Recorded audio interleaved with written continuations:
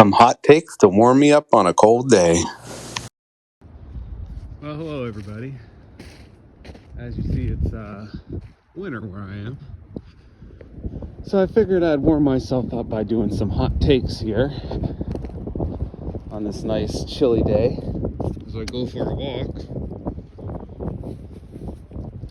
Should have stayed at home and had some coffee, but it's nice to get out. I like walking here, especially in the summertime. It's real pretty.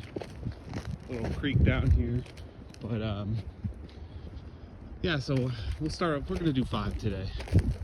That should be enough. Seen everybody else doing them, so figured I'd add my 2 cents. Not that anybody cares.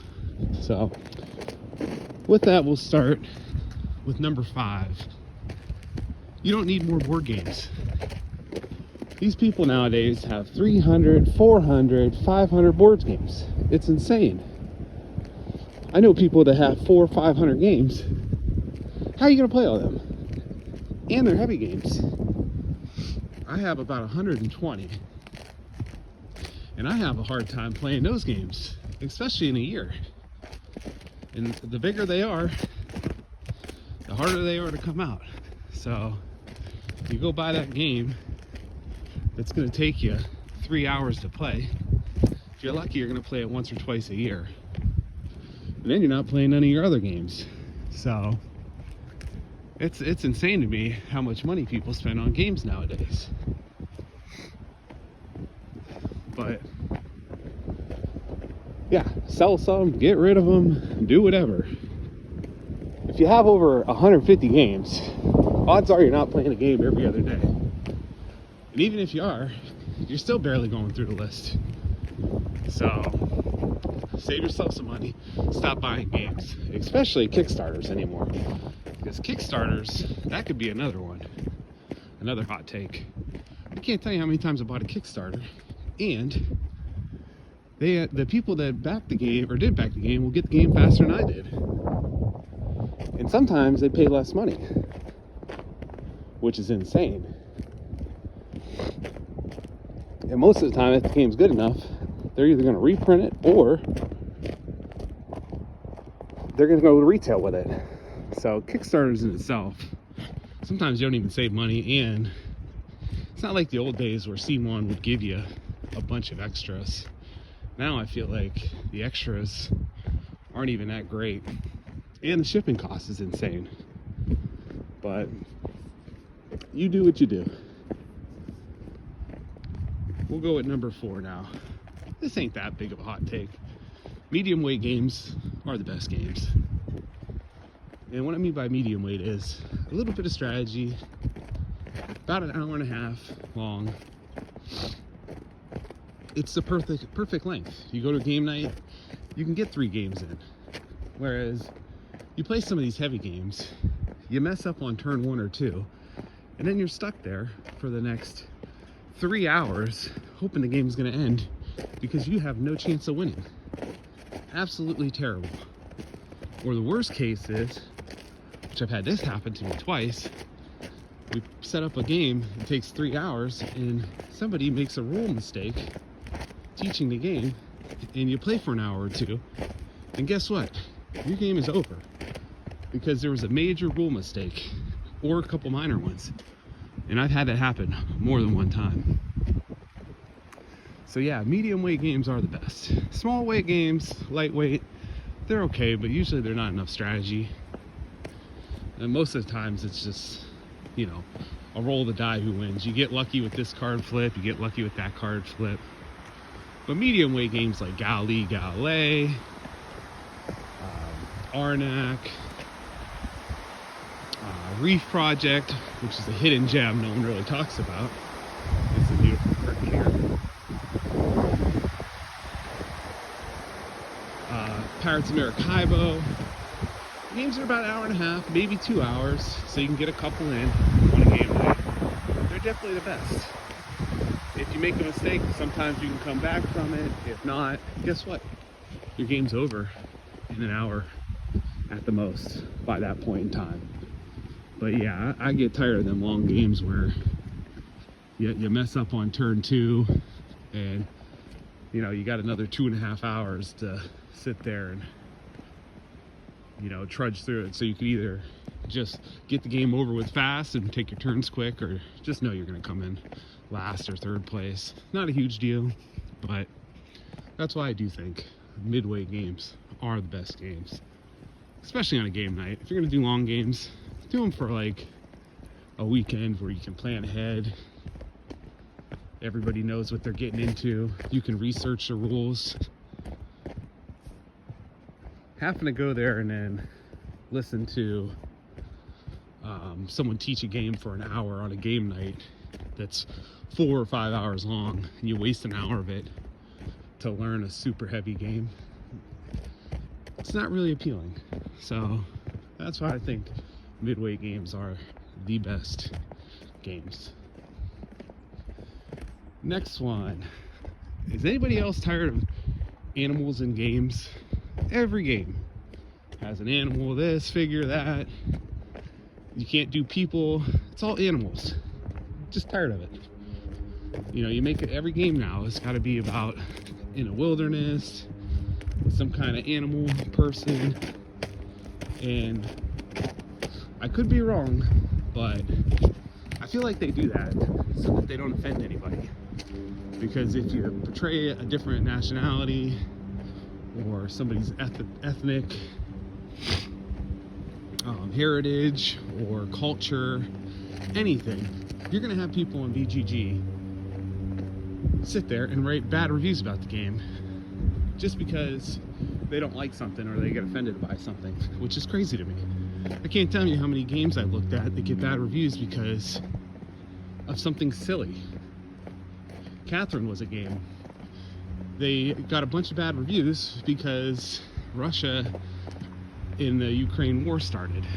Well, what does that have to do with a guy making a game about Catherine? Nothing. He didn't do it to, you know, provoke anybody. But his game got crapped on. And that's just one example. There's other examples too. But get off your high horse and stop complaining to these designers. Otherwise, every game is going to have no character. Hold on, real quick. So this is a pretty view up here. It's an old bridge. Like I said, it's pretty in the summer. It's pretty in the winter too, but unfortunately, it's cold. But yeah, everybody needs to get off their high horse and just chill. It's a board game.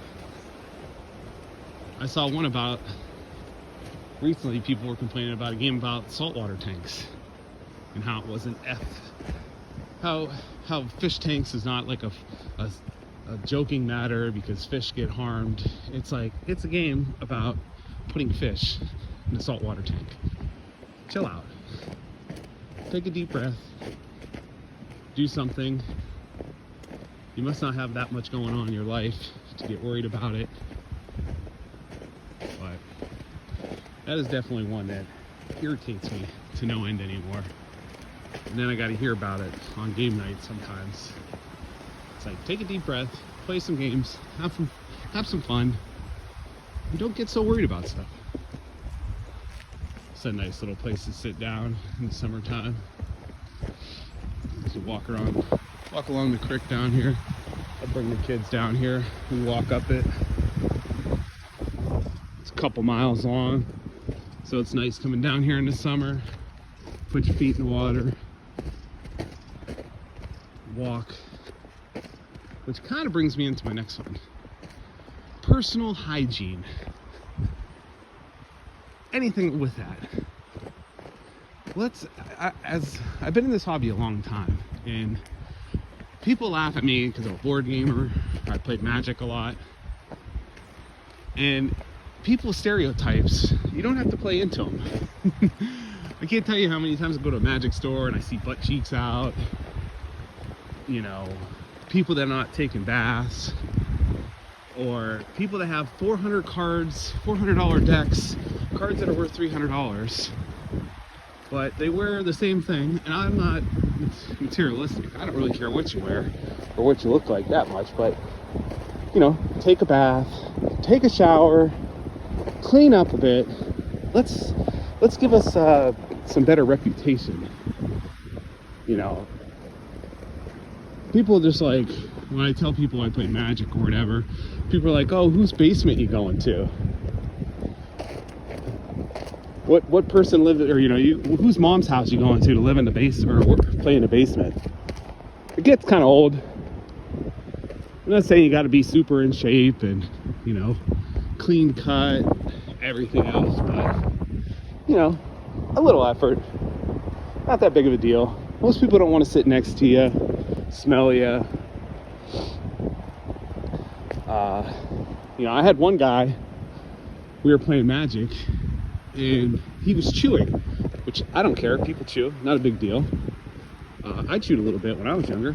He had a spit bottle on the table and was spitting in it constantly. And then touching my cards, opening the bottle, spit, juice running down the side of the bottle on the table. I mean, just disgusting. Man, what do you say? Hey, bud, can you please not do that? Which can. I mean, you probably should, but let's just bring up the board gaming hobby, Magic hobby, a little bit. We don't have to play into every single stereotype. There is, and that's for sure. But it is kind of funny when I go to there was a guy, it was funny, he used to post every Magic thing he'd go to, he used to post things about people's butt cracks out, how many butt cracks he could see. It's funny, but at the same time, definitely gives everybody a bad rap. Oh, got some big squirrels up here. I don't know if those are some fox squirrels. Let's see if I can get a little closer. You can see deer back here.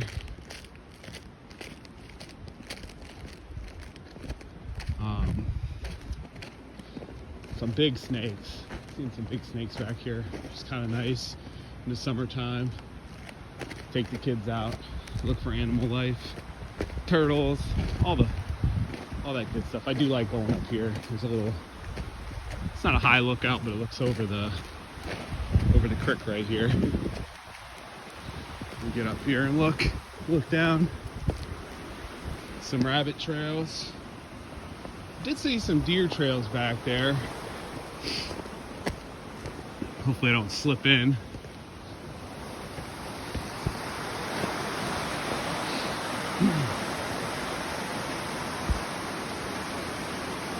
Yeah, it's a nice place to sit in the summertime. Listen to the water.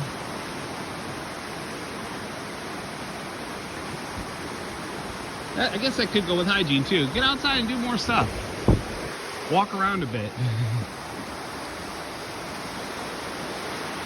Yeah, that's pretty fun. The kids can slide down that. And we'll continue our walk over here. More rabbits. More rabbit tracks. Hopefully the snow crunching ain't too loud. Alright, yeah, so with that, we'll go to my number one hot take. Hopefully I don't fall after I don't slip down this hill. My number one hot take is, it's not even so much board game related, but Magic the Gathering is outdated. Yes, I said it. It is an outdated game.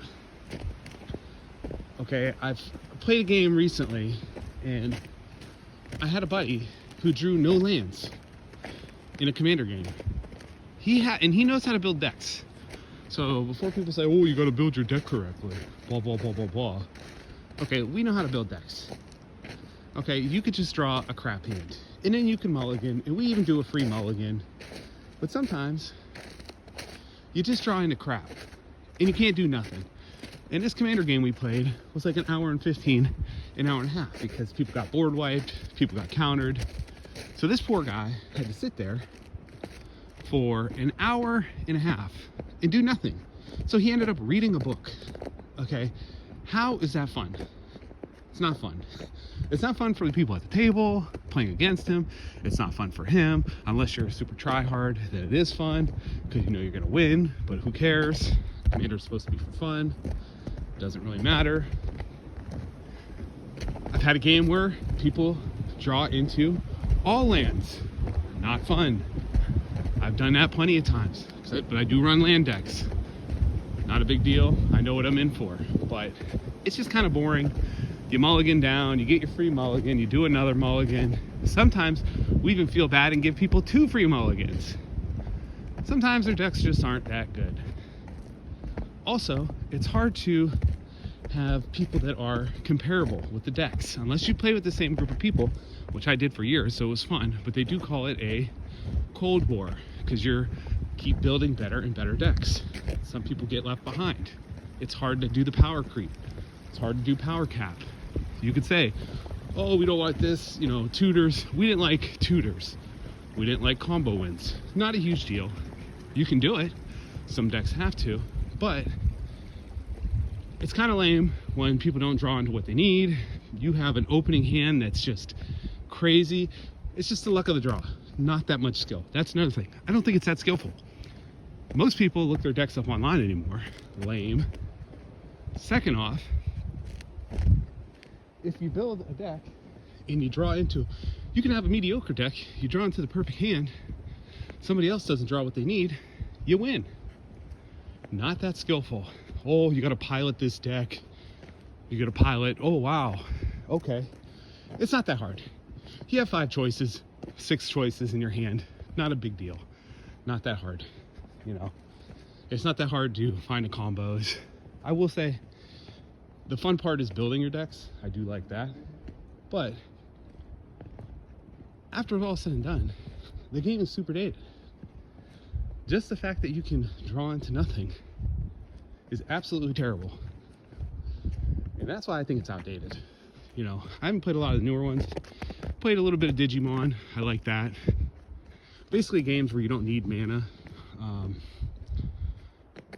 And Commander anyways, Magic to me was ruined once they started producing for Commander, because the fun of it for me back in the day was when you got standard cards, you would find hidden gems. You go, oh wow, that's a good card that could be used in this unique, you know, this little niche deck.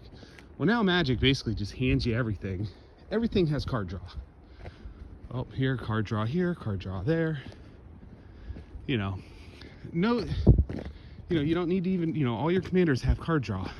Oh, here's card draw. Oh, your commander, when it does this.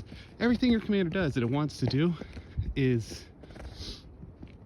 you know, put into your deck right off the bat with your commander. So before you used to have to like actually build around it, you know, put niche cards in. Now it's just like, oh, your commander has card draw, it has ramp, it has all kinds of silly stuff in it. It's just not that good anymore. It's just not that fun.